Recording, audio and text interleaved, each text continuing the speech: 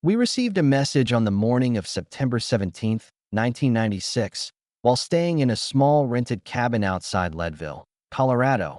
And though it wasn't a letter or a phone call, the four of us agreed later that it felt exactly like a message meant for us. The air that day was unnaturally still, the mountains looming with a kind of solemn weight. And when we stepped outside, there was a hush so deep it seemed like the valley itself was listening. I remember clearly how my friend Daniel looked at me and whispered, "Do you feel that? Like something is waiting." That was the moment the story began, though the true roots stretched back long before us, tangled in the old legends of the Sawatch Range. Locals would say the peaks weren't just stone, but guardians of something hidden, and anyone who hiked too deep alone might hear voices carried on the wind, voices that didn't sound quite like echoes. At first, I laughed those stories off as folklore crafted for tourists. But during our stay, fragments of history and rumor kept surfacing. Tales of miners disappearing in the late 1800s, their camps found perfectly intact, but their bodies never recovered. Of travelers who swore they saw lights flickering high on the ridges long after midnight. And of a shadow said to move across Mount Elbert's slopes without any cloud above to cast it. There was one account in an old Leadville newspaper archive we stumbled upon in the library. September 1879, a group of 3 men vanished after claiming they had discovered hollow rock chambers above Treeline, and all that was ever found of them were packs arranged neatly at the edge of a cliff. These were the kinds of stories that burrow into your mind and won't let go, and I can admit now that they colored everything that happened to us in those mountains. The four of us, me, Daniel, his younger sister Claire, and our college friend Marcus, had planned the trip as nothing more than a hiking excursion, a way to escape the noise of Denver for a week. We were all in our early 20s then, restless and curious, eager to push further than the average tourist trail. The first few days were ordinary enough. Long treks through crisp alpine meadows, evenings around the fireplace with our boots drying by the flames, laughter that echoed across the valley. But even then, there were subtle hints that something was off.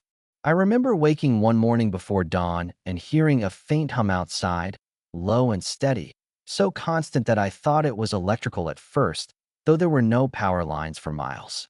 I shook it off, but later that same day Marcus mentioned hearing a deep vibration in his dreams, as if the earth itself was speaking. We exchanged uneasy glances, but didn't press the topic, chalking it up to mountain nerves or altitude tricks. It was Claire who first insisted that the mountains were trying to tell us something. She had always been sensitive to places, the kind of person who could walk into a room and notice the mood instantly. One evening, as the sun slipped behind the ridges and the whole valley was painted in violet shadows, she said in a hushed voice, "Do you notice how the peaks form a circle here?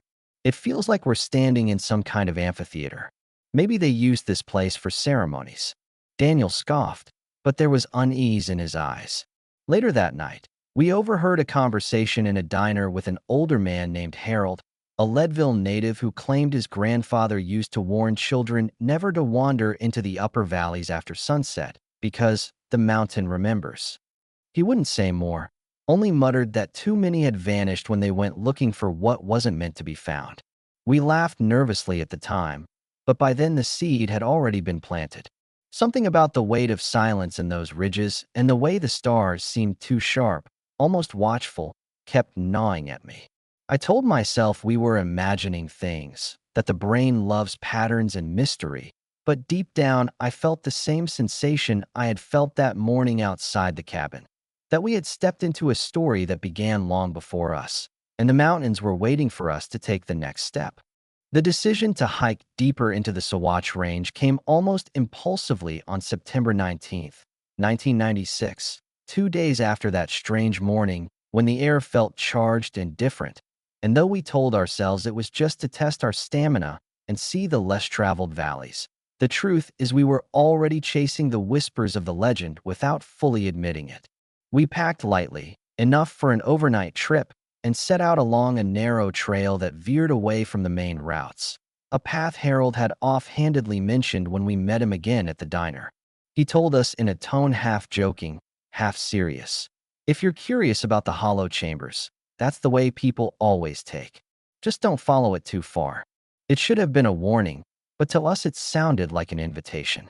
The first hours were ordinary, a steady climb through pine forests where sunlight scattered across the ground in golden shards, the smell of resin heavy in the air, but gradually the trail narrowed and the silence deepened until every footstep seemed too loud, as though we were trespassing.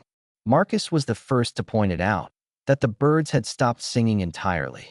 We paused, listening, and realized he was right. There wasn't a chirp, not even the flutter of wings. Only wind, faint but steady, carrying with it that same low hum I had heard before dawn at the cabin. We all heard it this time, no longer deniable, and when Claire whispered, "It's inside the mountain," none of us laughed. We pressed on anyway, driven by a mixture of fear and fascination, until we reached an open basin ringed by jagged cliffs, the kind of place you wouldn't expect to find without hours of scrambling. Yet here it opened suddenly before us, as if the trail had been designed to lead precisely there. The ground was scattered with boulders, but they weren't random. Many of them were arranged in rough circles, their edges smoothed in a way that didn't look like natural erosion. Claire walked slowly between them, running her hands over the stone, whispering something I couldn't catch, and when I asked what she was doing, she just shook her head and said, "They left these here for a reason." Daniel grew impatient, muttering that we were wasting daylight, but his voice wavered. The hum was stronger now, vibrating faintly in the air, enough that we felt it in our ribs when we stood still. At the far end of the basin, a cleft in the rock caught our attention, a shadowed crack just wide enough for a person to slip through, and without speaking we drifted toward it as though drawn. Inside, the air was cool and dry, and the sound amplified, turning into a resonance that seemed to pulse in rhythm with our own breathing. Our flashlights caught the walls, smooth and curved, not jagged like ordinary rock, but almost sculpted, bending inward to form a tunnel. None of us spoke about how unnatural it seemed, how the surface bore faint markings like parallel grooves running in long arcs, but we all saw it. We walked carefully, the beam of light cutting through the darkness, until the passage widened into a chamber so tall we couldn't see the ceiling. The floor was littered with shards of stone that looked like they had once been cut or broken deliberately, and in the center stood a formation unlike anything I had seen, a pillar rising from the ground, carved with concentric rings that glimmered faintly as though polished. Claire stepped forward first, reaching out, and Daniel hissed at her to stop, but before he could pull her back, the hum surged, filling the air with such force our ears rang. My flashlight flickered violently, and for a moment we were plunged into darkness except for the faint glow of those rings on the pillar, pulsing like a heartbeat. Marcus cried out that the ground was trembling, and indeed the stone beneath us vibrated, dust falling from unseen cracks above. We stumbled toward the exit, but Claire didn't move. She stood rooted, eyes wide, whispering words none of us understood. Daniel grabbed her arm, but she resisted, her gaze fixed on the pillar as though entranced. It was only when a deep cracking sound echoed through the chamber, sharp and violent, that she snapped out of it, and we all bolted, scraping our hands and knees as we forced our way back through the tunnel and into the open basin. Outside, the sky had changed. Clouds had gathered in a ring directly above the cliffs, swirling without spilling across the horizon, and the hum continued, though muffled now, radiating from the ground itself. Marcus gasped that we needed to leave, and Daniel agreed. But when we turned to retrace our steps, the trail was no longer clear. The landscape seemed subtly altered, boulders positioned differently, trees bent at strange angles, as if they had shifted while we were inside. Panic rose among us. We argued about direction, about whether we should try to climb out of the basin, until Claire spoke again, her voice eerily calm. "It doesn't want us to leave yet." None of us answered her, but the look in Daniel's eyes told me he was thinking the same unthinkable thought as me, that whatever this was, we had stepped into something ancient, something that had been waiting, and the mountains were not going to let us walk away so easily. We spent that night trapped in the basin, and though none of us admitted it aloud, We all understood that we were guests in a place that had been hidden for reasons far older than our curiosity. As dusk fell, the strange cloud ring above the cliffs deepened into blackness, but the stars outside that circle shone bright and sharp, like countless eyes fixed upon us. The hum never stopped, sometimes faint, sometimes swelling until it rattled the stones beneath our sleeping bags. And every time it grew stronger, Claire would sit up as though listening to a voice only she could hear. None of us could sleep, and in the hours between midnight and dawn, I began to feel a pressure behind my eyes, like the weight of altitude sickness, but heavier, as if thought itself was being pressed thin.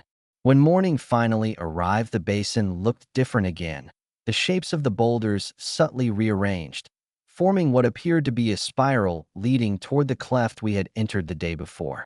Marcus swore he was losing his mind, but Daniel and I saw it too. Claire walked the spiral without hesitation, as though following instructions, and though Daniel tried to stop her, he ended up following close behind, unwilling to let her out of his sight. We reached the center together, standing before the cleft once more, and that was when I realized the pillar inside was visible even from the threshold, glowing faintly, as if calling us back. We should have run, should have forced ourselves up the scree and over the cliffs, but instead we lingered, staring, until the ground shuddered again and a deep grinding sound echoed across the basin. A section of the rock face collapsed in slow motion, revealing what looked like another passage, broader and darker, descending steeply. Dust billowed out, choking us, and as we staggered back, Claire whispered that we were being invited. Marcus lost control then, screaming that this wasn't natural, that we needed to get out, and he tried scrambling up the wall of the basin. He climbed perhaps 30 feet before a loose rock gave way, and he tumbled back down, injuring his ankle badly. The sight of him lying there, gasping in pain, jolted us with reality. We couldn't go deeper even if we wanted to, not with him injured, so we made the decision to find another way out.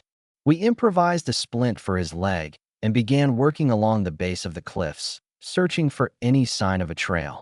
Hours passed, the sun circling overhead, yet every direction led us back toward the center of the basin, as though the place was folding in on itself. Exhaustion gnawed at us, and at one point Daniel dropped to his knees, pressing his palms against the earth, muttering that he could feel the rhythm beneath, like a second heartbeat inside the mountain. Just when despair threatened to break us, a cold wind swept down from the northern edge, carrying with it a faint scent of pine and water, signs of forest beyond the stone. We followed that current desperately, forcing ourselves over loose rock and thorny brush, until at last we found a narrow gap where the cliff broke open. With Marcus leaning heavily on us, we pushed through, the hum fading behind us as the valley stretched wide and green before our eyes. Relief was overwhelming. Yet even then I glanced back and saw Claire standing still, her gaze locked on the basin. Her lips moved soundlessly, and though I couldn't hear the words, I knew she was repeating whatever had come to her in whispers during the night. We returned to Leadville the next day, haggard and shaken, Marcus barely able to walk, and when Harold saw us limping into the diner, he looked at us without surprise, only shaking his head and saying, "You went where you shouldn't." He asked no further questions, and we offered no answers.